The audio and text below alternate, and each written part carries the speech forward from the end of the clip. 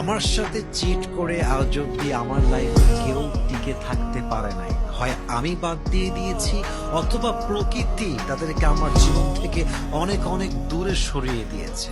কিন্তু যারা আমার বিশ্বাস রেখে চলেছে, যারা আমার ভালোবাসার মান রেখে চলেছে, তাদেরকে আমি আমার কলিজা দিয়ে আগলায় রেখেছি, ভালোবাসা দিয়ে আগলায় রাখছি।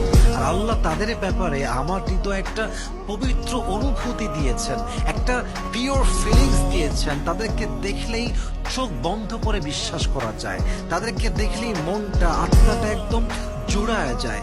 এবং মূল কথাই হচ্ছে এটা, যারা চিট করে, ধোঁকা দেয়, মিথ্যা বলে, একটা সময় গিয়ে দেখবেন প্রকৃতি তাদেরকে আপনার জীবন থেকে ডেফিনেটলি সরাই দিবে। এবং যারা বিশ্বস্ত মানুষ, যারা আপনাকে সত্যিকার অর্থেই ভালোবাসে, দেখবেন আল্লাহ তাদেরকে আপনার জীবনে পার্মানেন্ট তথা স্থায়ী করে রেখে দিবে। ঠিক কিনা বলেন?